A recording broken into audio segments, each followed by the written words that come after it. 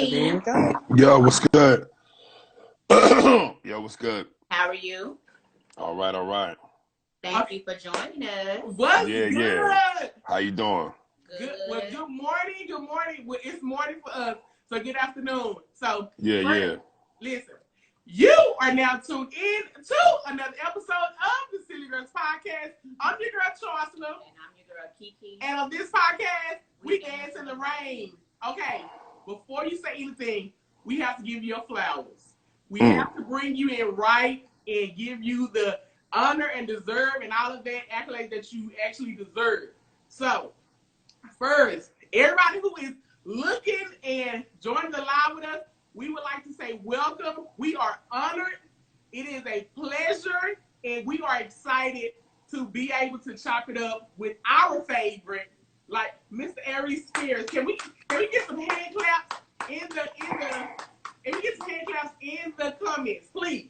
Now, this man, he has been on. He's one of the top comedians in our book. Okay, he is a writer, a producer, a podcaster. I mean, the list goes on and on. His credits. We wrote so much stuff down. We have so much, like he has credits. You hear me? He has been on every stage from their comedy jam, the Showtime with the Apollo, to I mean I can keep going on and on to Shaq All-Star comedy jam. That was probably my favorite set of Shaq All-Star comedy jam. I think that was probably my favorite. I saw you when you came to Dallas, so. Oh, okay. That's what's up. Yeah. So if y'all hear that twang in our voice, we are from Dallas, Texas. So yeah, we're going to sound a little, you know what I'm saying? We know we have a New York native on the line, but you know, we're from down south, so you're going to hear that twang in our voice, okay? But Showtime with the Apollo, Malcolm X, Soul Train, A Different World, Jerry Maguire. I keep going.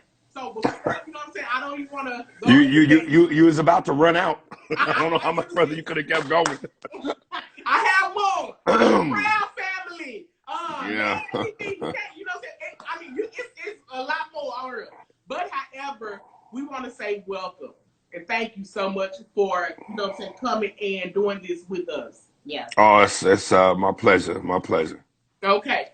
Now, how we start our podcast, we always like to do a would you rather, just to, you know what I'm saying, to break the ice, something fun and just like goofy, you know what I'm saying? So I'm going to ask you a would you rather, and you tell us which one would you rather, okay? Right. So, would you rather sneeze every time you had an orgasm or orgasm every time you sneeze? I would probably rather sneeze every time I have an orgasm. That's where I could mix snot with snot. Okay. Because sneezing takes a lot out of you, and having an orgasm takes it out of you. You hope your ass won't die when you do it, because your heart gets a... Right. Yeah, and they have the same, seems like the same texture. Yeah. You know what? That is true. That's disgusting. Would you rather find true love today or win the lottery next year? Win the lottery next year, because if I win the lottery next year, I can find true love. You know what? That's what I was thinking too. I totally agree, because you might find a true love and be broke and shit. So yeah, at least I can find true love and be lied to. Yeah.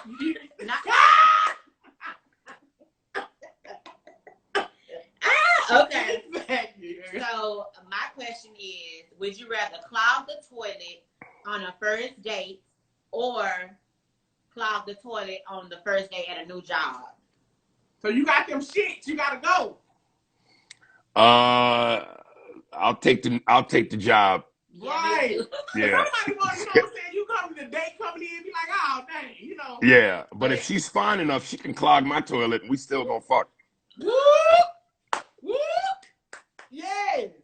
Okay. So, you was on Mad TV.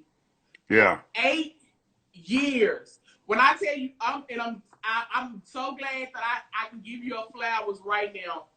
You was my favorite on this show. that show, I watched the show because of you.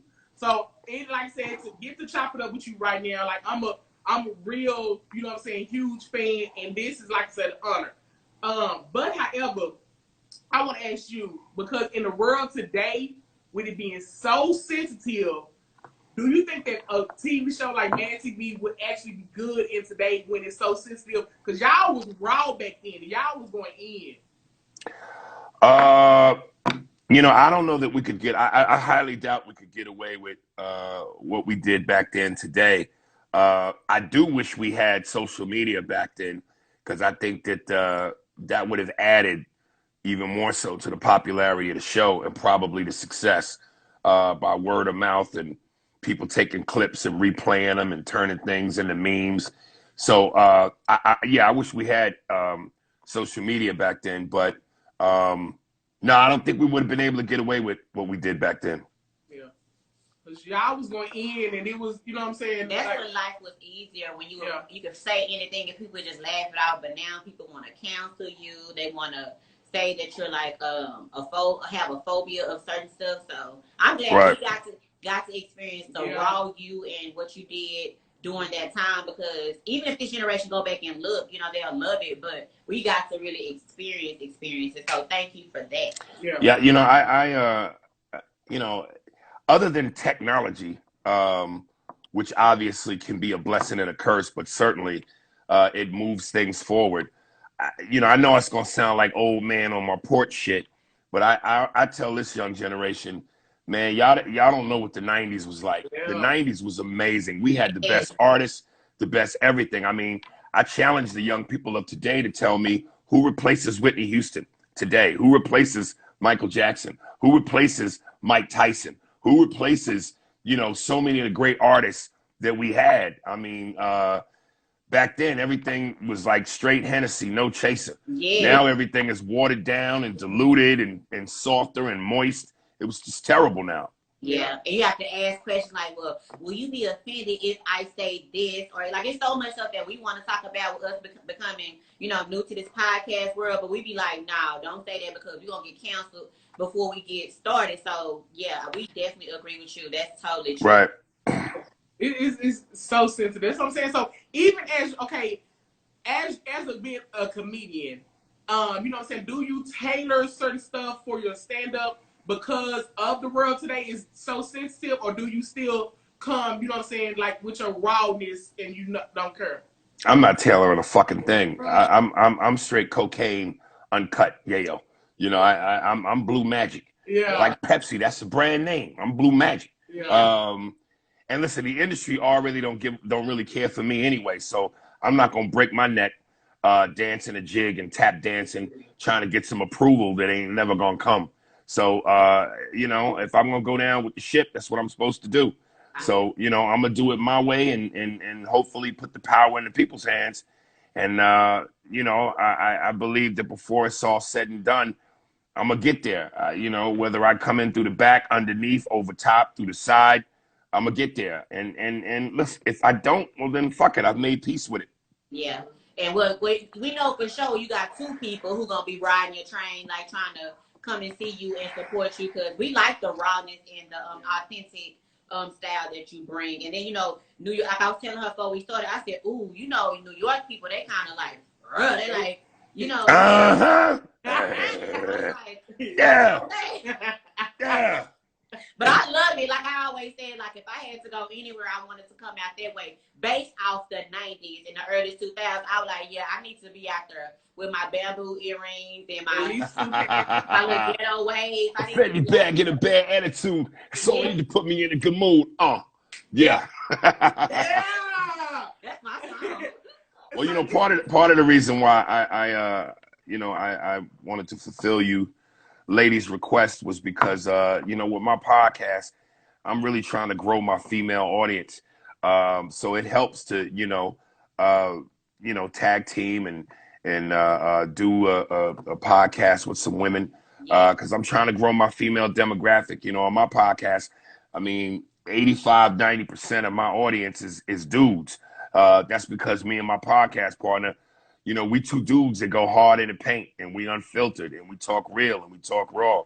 But we know that there's a female audience that will appreciate that, especially based on certain things that we talk about in regards to women. So, you know, just trying to grow that female fan base.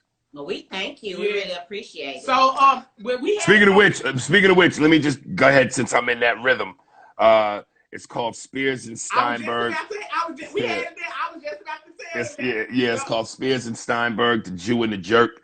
It's available on all the, you know, streaming platforms. But as I always tell people, yo, hit me up in my Instagram under Aries Spears with the blue check mark and slide in my DMs and I'll send you out the links. And to the women that are listening to this, start with episode 27, the Pussy Podcast, where I give some specific directions on foreplay and cunnilingus.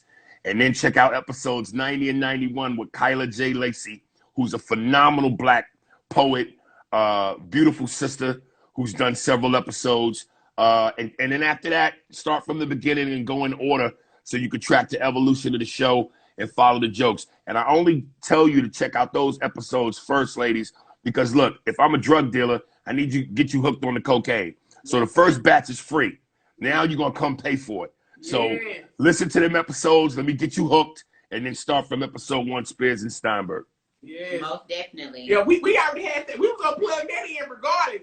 So I was just in that rhythm. So I just wanted to throw it out there. Go with that rhythm. Because even if you click the link in his bio, please click the link in his bio. It goes, that's how I actually subscribe to your podcast. From the link in your bio, you know, you can just click on that and then it has the podcast and you can just already click on it to go to his podcast. So y'all wouldn't even have to DM him all this. He wouldn't have to. Well, you know what? Somebody said to me before, well, why don't you just tell the people what you just said? Go to the link in your bio. But the truth is, most motherfuckers is stupid. So you got to spoon feed them. Because even when you tell them what to do, they fuck it up or ask repetitive questions that have already been answered. So niggas is slow. So sometimes I go, you know what? Let me just, like your parents used to do you when you was a kid. Open your mouth. It comes to playing. I got to feed you the information. That's true. So for the smart people who listening, y'all click that link in this bio. All y'all other ones who need a little more help, go to the McDonald's. DM. You know? And while you clicking link in bio, go on over to our page, City Girls Podcast, and go ahead and follow us and do the same thing. Yes, now he has an episode, you know what I'm saying, what was 87? About the pussy episode? But 27. Our first episode is called Cheeto Pussy. Yeah, so go check that out. Yeah. Give me a little bit more information on that. What's Cheeto Pussy? My brother, listen. So it's called Cheeto Pussy because we're also, you know what I'm saying, we're talking about the foreplay, but we're talking about the hygiene of foreplay. So basically, we're saying, just like if a dude, they be sitting there eating some Cheetos, right? And he looking over there at you, and then now he want to get it on, but he haven't washed his hands, and he trying to finger you or something. Now you got some Cheetos in your pussy. You know what I'm saying? Or you know what I'm saying? So basically, you know, it's basically, you know what I'm saying, really talking about the hygiene of it all. Yeah, the hygiene of it all, because it's something that you want to think about. Because ladies, on her and men, when is the last time that you actually wash your hands before sex? Unless you got out the shower, but normally when you Netflix and you chilling like 10 minutes or 5 minutes into the movie, y'all after y'all done had y'all snacks, y'all trying to get it on, right? And you ain't telling him go wash your hands. So now he done finished. Yeah, I personally can't do food and pussy. Those are two specific pleasures, and they should be segregated. Yeah. If I'm gonna eat, goddammit, I'm gonna eat. And if I'm gonna eat, goddammit, I'm gonna eat. So I don't double eat. You know what I mean? If I'm gonna eat, I'm gonna eat. I'm not fucking you and eating. I feel that. We just trying to make sure that nobody throws off the woman's pH balance because people don't think to wash their hands if they sitting there chilling. So yeah, that's what kind of that. Yeah, like I know in certain places, it feel like in the Midwest and in the South, they have strip clubs where you can eat food. You can order steak and all kinds of food. And I remember I was at one place and they had linguine with clams. I'm not eating clams while clam is on a pole. I can't do clams and watch clams. No, fuck that. Nuh-uh. That's so funny. Oh my gosh, listen. So I think we probably need to go on for the question. But okay, listen. Well, so since we was talking about masculinity, what's the main thing that you really learned from being on Mad TV? Like, what jewels did you pick up? What it's like to be with an ensemble cast. Because, when you do stand-up, that's a solo sport. So, that's all you, writer, producer, director. If it wins, you win. If it loses, you lose. But when you're on an ensemble cast, it's like being in a sport and playing with teammates. You got to learn everybody's comedic sensibility, what people are strong at, what people are weak at, your timing, when to step back and let the others take the lead, when you have to step up. So it's really like team play, and you got to learn how to learn within a system how to be funny, which is different from when you on stage and you being funny and you only dependent upon yourself. Yep, that's good. That's good. So all of the people that you impersonated, have you ever met someone that actually was mad at you for playing them? DMX wasn't mad, but he's DMX, so he wanted to make sure that you weren't playing him. And I remember before he came on and did the skit where I played his mother, I had a comedy album where I did some prank phone calls. And this was right around the time he had his beef with Ja Rule. And I remember I called a famous church in L.A., First AME Baptist Church, as him talking to Reverend Cecil Murray about Ja Rule. And word had kind of got back to him. And I remember I was at the Staples Center for Jay-Z's concert. And I was trying to get all these celebrities to hold up the album and give a shout out and show me love. And I remember I saw X and I was like, yo, X, man, I got this album. Yo, Doug, I heard it. I mean, I heard you did some things on my voice. I mean, let me hear it. If it's good, yeah. If it's not, and that nigga really growled. Like, he really growled. And I was like, oh, this motherfucker wild, man. He really growled for real. No, I swear to God, the nigga is part dog. I told this funny story on Drink Champs when I did their podcast. And I actually I repeated this story, which was originally told by battle rapper Murder Mook. And Murder Mook was saying that X was in the streets battling a motherfucker, like just battling. And he was standing there battling a dude, and on each side of him, he had his pit bull. He had his pit bull on the right, he had his pit bull on the left. And as he was rhyming, at one point, he says to the guy, something, and we're going to hit him. And my dog's going to bark. And then both the dogs stood up and looked at the dude he was battling, was like, "Rrr," and he was like, something, and I'm going to hit him. Then the dogs went, "Rrr." He said, chill, y'all. Let me get him. So it's like on command, within the rhythm of his rhyme, his dogs responded as though they were going to attack this motherfucker. But X kept it in the musical rhythm and was like, something. I'm going to hit him. Dogs. Chill. Let me get him. I was like, yo, that's bananas. Yeah. And then rest in peace to DMX. Yeah. Oh, my God. Like, that is one. I can listen to you tell that story like 1,000 times because we love DMX. Like, wow. Right. Yeah, wow. Yeah. No, he was such a great energy, and you understand why the streets embraced him. Because, a lot of times the streets don't have a voice. Poverty doesn't have a voice. Struggle doesn't have a voice. And he represented that. And people like him and all the have-nots, Mike Tyson, they represent the people who struggle, the people who are in pain, the people that live in the ghetto.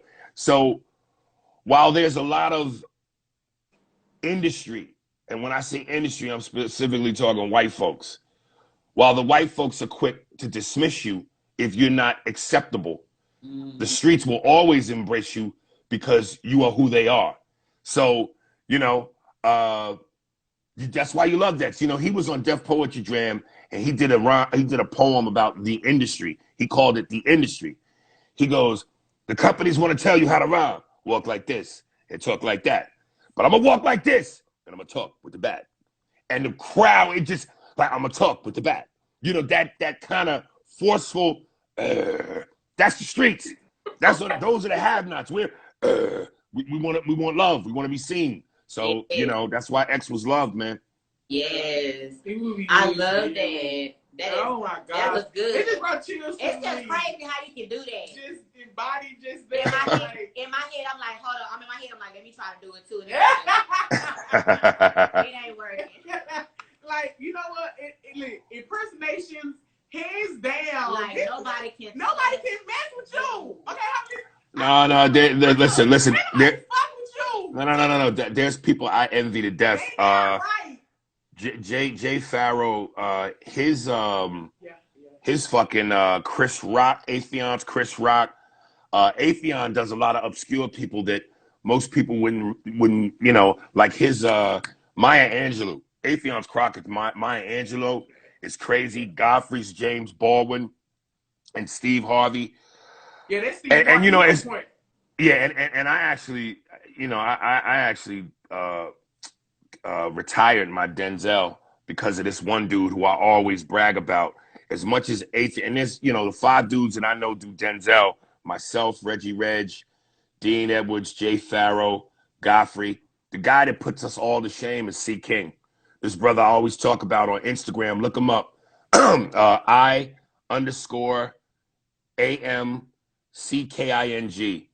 C. King does the best goddamn Denzel I've ever heard. He makes me feel silly.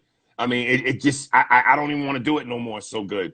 So, we all have our own people who we really lock in on.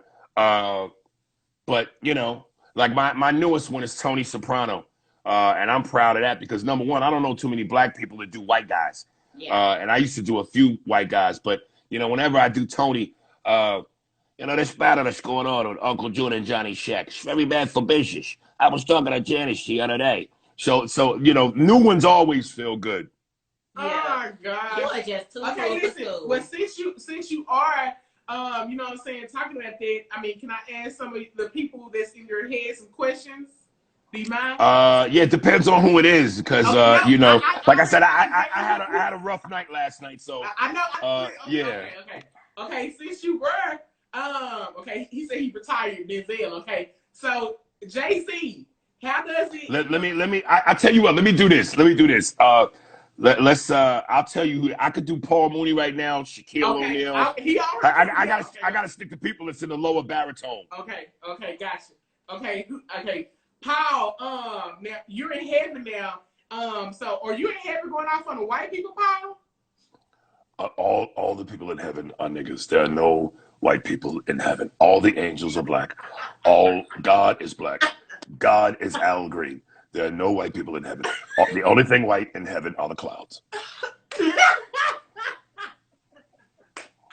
Rest in peace to Paul Mooney.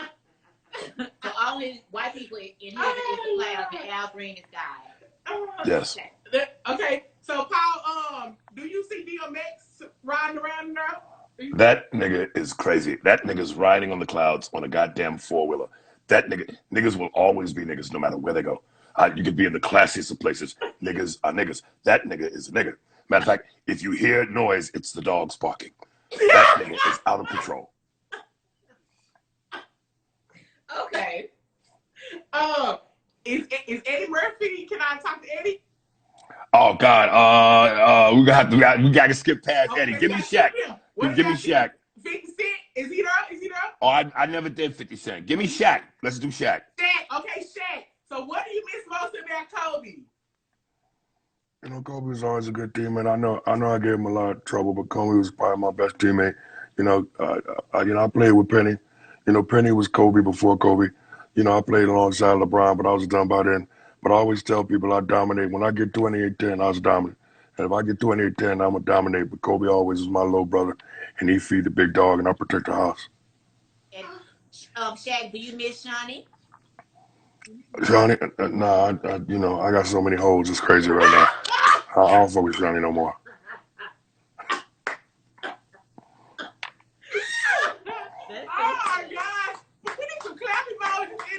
Oh, goodness. Oh, my gosh. Like, listen, I don't care what you say for, like, them people and the one others, you hands down. So like, thank you. What other person that has a baritone voice that you can do for us?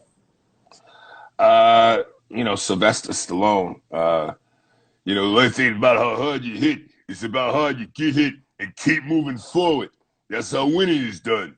Yeah. I came to the gym. I said, hey, Paul, you want to come by and watch me train? You're Adrian. So, you know.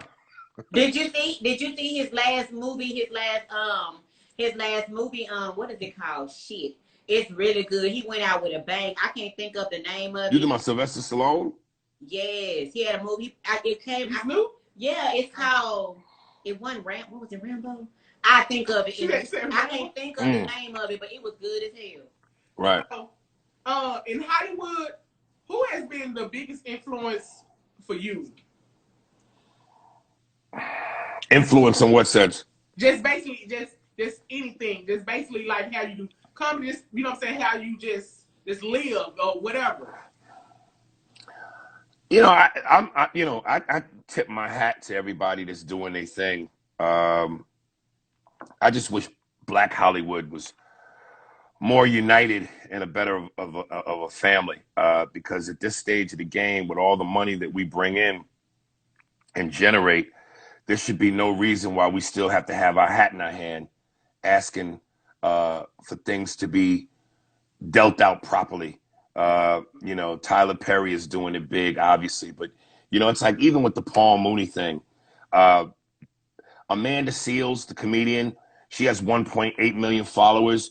She reposted my Paul Mooney post, and it got over like 300,000 comments. Cedric the Entertainer reposted it. Bill Bellamy, D.L. Hewley, Russell Peters, Guy Torrey, and I think that, you know, I wish. I don't understand why we should be able to call each other up and say, hey, repost this. And if we all did that consistently, everything could go viral. Mm-hmm. And I remember I had called Tiffany Haddish, who, you know, before she blew up, you know, she was struggling. I would call her up and go, yo, come to the house. Yo, let's shoot this skit. I put money in her pocket, gas money for food, gas. And since she's blown up, you know, I've never asked her for anything. I've never asked her to put me in anything. I don't even really call her because I know she's on such another level now. But I had said to her, yo, Tiff, can you repost this? And she said, send it to me. Let me watch it. And if it's in alignment. And I jokingly said, boy, alignment, oh, that Hollywood talk is hilarious. And she went, it ain't Hollywood talk. It's called Protect the Brand talk. And I said, Tiffany, I shouldn't have to tell you this, but if my post was good enough for all those people to repost within the comedy community and the comedy family, then it should be good enough for you to repost. I understand what you mean about protecting the brand. I got it. But it wasn't like I was sending her something that was either inappropriate from a sexual standpoint or that was racist or demeaning or anything dangerous. If I sent you something dangerous, I totally get protecting your brand. But like I said, if it's good enough for Cedric, Amanda, and all those other comedians, then it shouldn't have to fall within your alignment. So, you know, big love to Tiffany. I said, baby, go get the bag. Do what you got to do. But I think she's a little bit on her Hollywood shit. And I could be wrong, but I swear, I think that when you get into an upper echelon of money, fame, power, stature, that has to fuck with your head. You're on the cover of magazines. You're in major movies. You're winning awards. You know, you're all over the world. People are screaming your name. I know it has to fuck with you to a degree, but I also am a firm believer in stay who the fuck you are, a la the Mike Tysons, a la the DMXs. Now, the problem with that statement is they also have a track record of, like Dave Chappelle, when keeping it real goes wrong. So you want to stay real. You want to stay true, but it almost seems impossible to be able to do that and avoid trouble, to be real and avoid consequences. So how you toe that line, I know is not easy. So, you know, listen, she's a big, huge star. I still got love for her. I just thought that was like, come on, sis. I've been fucking with you since before all that. You know, and again, I didn't throw it in her face. I didn't say any of that. I just went, baby, I got it. Go get the bag. But I'm just going, you know, when you were coming to my house in your car, talking about you need money for gas and food, we did our skits. I put money in her pocket, was like, you take that, babe. So it would have been nice if she would have just reposted it because she got like 12 million followers, and that would have helped my numbers. Mm-hmm. You know what I'm saying? Like all those people, that puts more eyes on what I did. And I just think that we as a comedy community, a black comedy community, I wish we were a little bit more organized. I wish we was like the mafia. You know, we were all connected. There's soldiers and capos and lieutenants and bosses, but we all connected somehow. Yeah, I agree. I think that as the black community as a whole, we're such a force to be reckoned with. And if we knew that and we just stuck together, like it's just don't get me started on that shit. But I agree, like for real, when you look at DreamWorks, the studio DreamWorks, that's David Geffen, Steven Spielberg, and I always forget the last guy, the trio of that company. Where's our DreamWorks? Where's Oprah and Michael Jordan with Magic Johnson? Where's our three trio of a studio that produces films and television shows? You know, you look at all the money that we generate in this business and our buying power. I don't understand why niggas ain't like that. I don't get it. Yep. I totally agree. Katzenberg. I said Katzenberg. Yeah, that's it. Katzenberg, Geffen, and Spielberg. Yep. Yeah, because we had just posted a skit of you and Tiffany that y'all had did with the Bill Cosby on our page too. Right. Right. So I'm sorry she didn't repost it, but we reposted. But at the end of that, I saw it all on my timeline. So you probably thinking if those few comments, did it, but it was so many other people. That's how I saw it. I was like, dang, everybody's posting because he was the best. Again, this me being biased. But with it, so I saw a lot of people posting it. So what was the happiest time in your life so far that you can remember? The last time I got some pussy.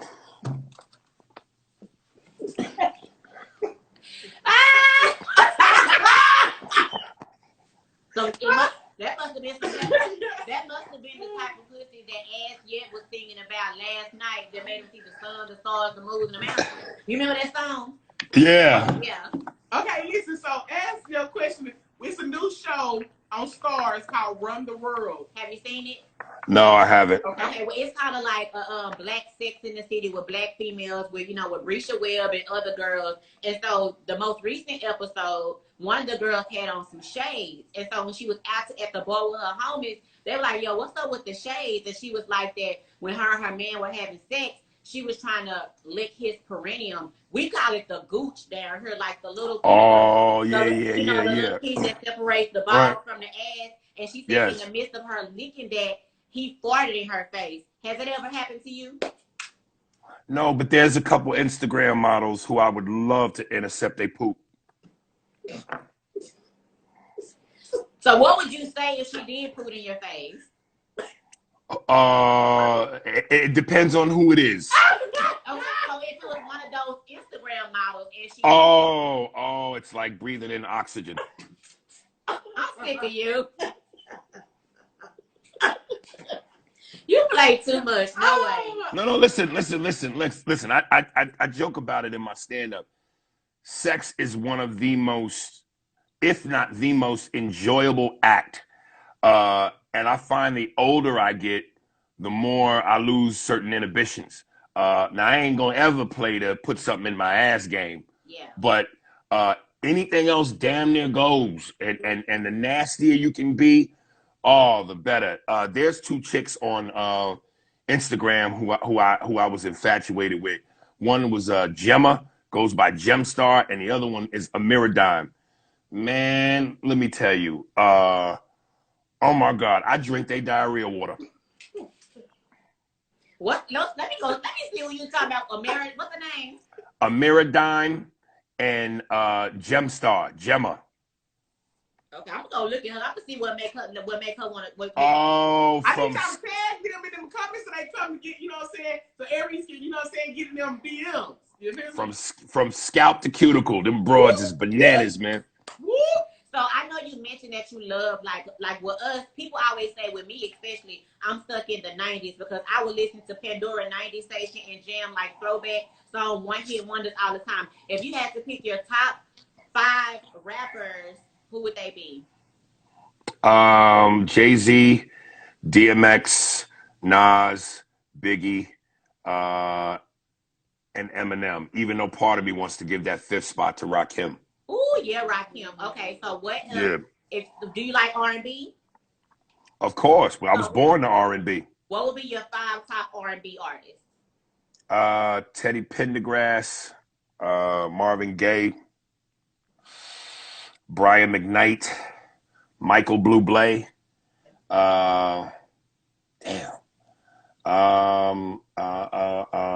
Fuck. Who's that 5th spot? I want to say Al Green, but I don't know. I know there's somebody. I just can't think of them. Is Aura somewhere in there? You like R. Huh? Kelly? Aura somewhere in there? No. And even if R. Kelly didn't do what he did, Okay. it's obvious to me he can sing, but he's not. He ain't to me a singer. You know what I mean? I don't know if that makes sense. Like I can tell he can sing, but he don't get down to the depths of the soul to me. Gotcha. So he ain't no Luther Vandross.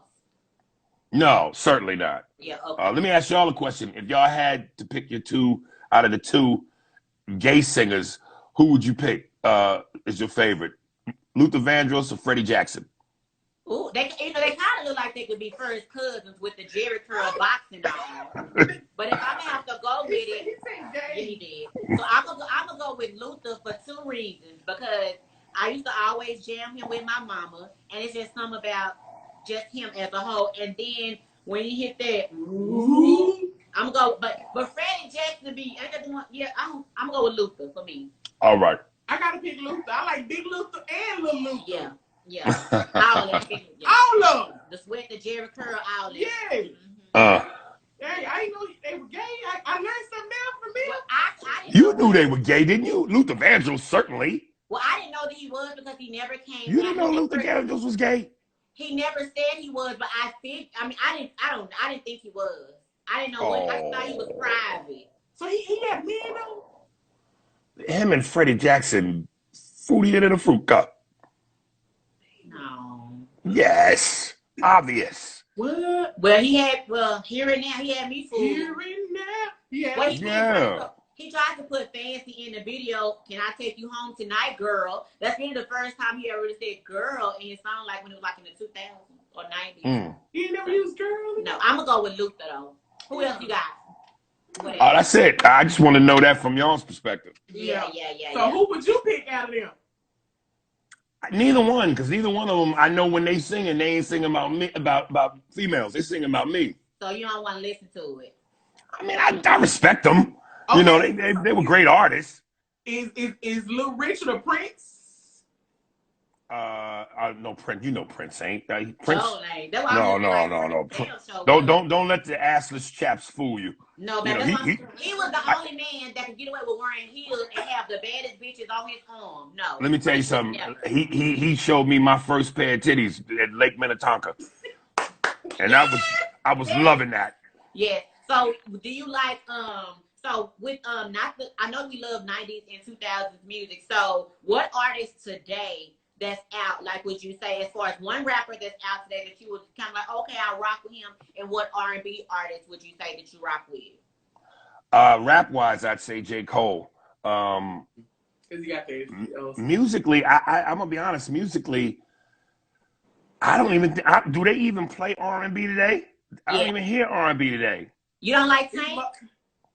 I mean, Tank's my dude. I like Tank, but I haven't heard anything rather recent. He dropped the song. It's really good. It has the Maxwell beat that song. It's a good yeah, I'm a little out of touch because as you know, I'm getting old. Noise and loudness starts to get me a little bit. So I like quiet. Well, we're sorry because we're like walking like fucking speakerphone. Right. They be like, they so loud, but we cute though, so whatever. Okay, so let me ask you this. Because I don't know what it is about New York men and their accents, even the females, like it's just something about it. Because we don't feel like we have accents. I feel like y'all do. But see, you raspy. Well, when you just said y'all do. See? That's the accent. Y'all do. Well, I like your voice is so raspy. It gives me that DMX, and it also gives me that Jada Kiss. And I'm like, is that like a New York? Like the guy was like, you know what? We're gonna sprinkle some raspy shit over here for them. So y'all just I just listen. I've been in LA since '93, but I've never adapted to LA. And well, let me not say that. I've never lost my New York East Coast thing because that's in my heart. Yeah. But I love LA. LA is home, but I'm New York do or die. I mean, I shower with my Timbs on. Like, you know what I mean? It's real with me. Yeah. So I know, not to be talking like sexual and all that, but since you said you want to fuck the Instagram stars, so if they're watching, would you fuck them with your head on right there that got New York and your Timbs? Absolutely. You got to. I always wondered that.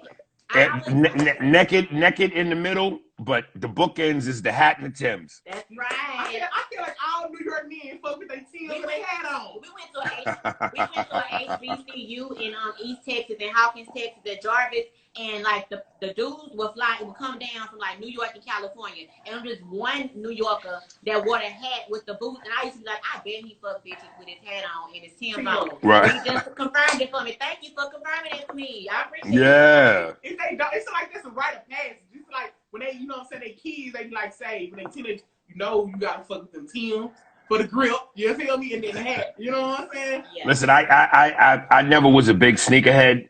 I as much as motherfuckers was into Jordans, I never really rocked Jordans. I only rock two things that most New Yorkers rock: Air Force Ones and Timbs. And after a while, I just stopped even wearing Air Force Ones. I don't wear sneakers no more. So all I do is wear Timbs. Even in the summertime? Oh, you see me in the beach, I'm in Speedos and Timbs. It's just something about the Timbs to give you, that's your superpower or something. I just they my boots. They my them my Superman boots. Yeah. What is something that you would want to be remembered by? Like, if you just want everybody to remember you, like, you know what I'm saying, by this.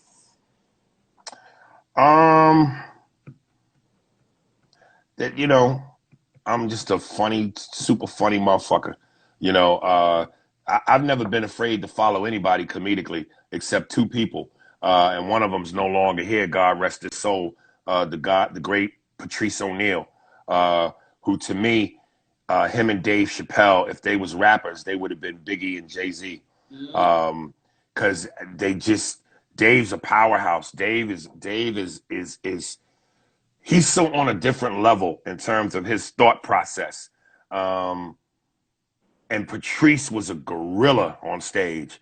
Other than those two, I'm not afraid to follow. I wouldn't be afraid to follow anybody, but I want to be, or at least be in the neighborhood in terms of that kind of funny, because I take pride in coming on stage and from hello to good night, there's no dead spots. There's no weak moments. Sometimes you watch people stand up, and if they do an hour, 40 minutes is great. The other 20, or there's weak spots. I want motherfucking straight.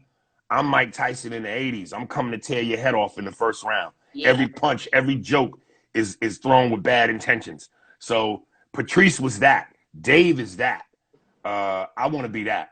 Yeah, well, you definitely are that, because when I saw you when you came to Dallas, and I was like, they said you were coming out, and I was like, oh, okay, and I'm like, I ain't seen, and I was like, I was just laughing the whole time, so it was really good. So you definitely got that factor. So. Oh, thank you. You're very welcome. You do. So since you have been doing comedy since 14 years old, like, what made you want to like do comedy started at 14? What was going on? No, Eddie Murphy started when he was 14, and I'm an 80s baby. So I was born in 75. I grew up in the 80s. At the height of Eddie Murphy on Saturday Night Live, I was a kid, and me and my dad, that was must-see TV for us. Every Saturday night, we sat down and we watched because of him, and it was like we just loved what he brought to the table.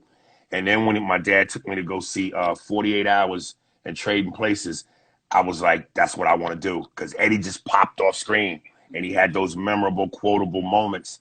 And I read that he started at 14, so I was like, fuck it.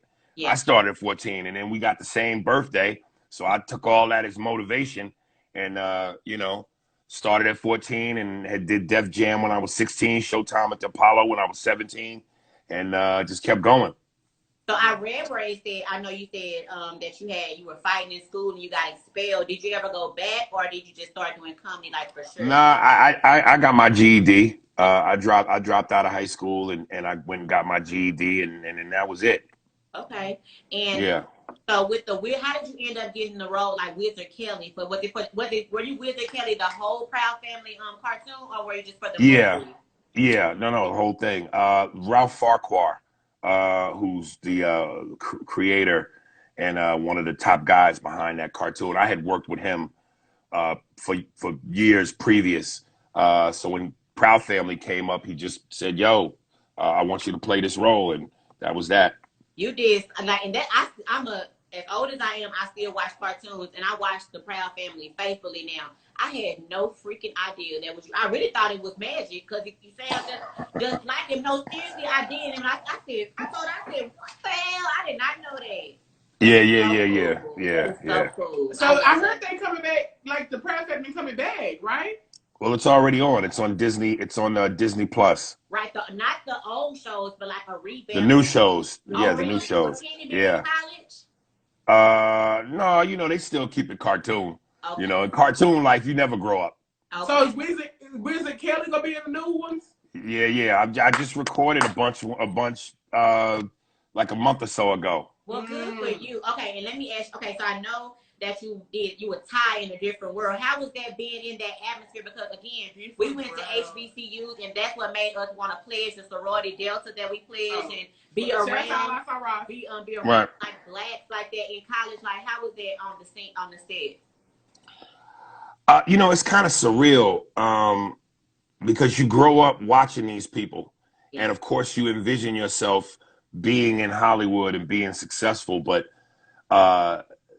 you never anticipate certain things.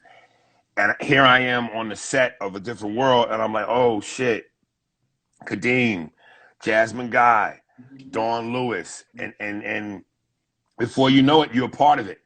So it's just weird. It's weird. It's surreal. Yeah, good. That's good. That's a blessing. Because again, these kids today would not feel what we felt watching A Different World and made us want to go to college and be great. You know what I'm saying? So that's really good that you got to experience that, like in the. Yeah, I mean, it's like again, I was a kid watching 227, and my dad was always in love and infatuated with what every black man was infatuated with, Jack A. Yeah. And so to do Jerry Maguire, and I'm like, oh shit, Regina King. It's almost like when you look at some of those basketball photos and you see a young Trae Young. Yeah. With next to Kevin Durant. Kevin Durant's arm is around him. Now here's Kevin, damn near a grown man, and here's Trae Young, a little kid. Mm-hmm. Cut to now Trae Young is in the league with Kevin Durant as a man. Mm-hmm. So it's just, to go from being a kid to seeing these people you watch on TV to working with them in person, it's just wild. That's how we feel right now. I was going to say we watch you on TV and be laughing, and now you're talking to us like it's a surreal moment. Same thing. So. Like I have my favorite on. Like seriously. Yeah. So again, we don't want to take up too much of your time, but however, we would like to say thank you so much for taking that time of your busy day to come and chop it up with us. It is an honor. Like, you are an icon. You are a legend. Yeah. I don't know about all that. You are from us. We're telling you, we're giving you flowers that you are. And I'm telling you, from like your true fans that grew up on Mad TV, like faithfully, you know what I'm saying, and knowing that you was my favorite, you know what I'm saying. I'm giving you your flowers right now and telling you that you are.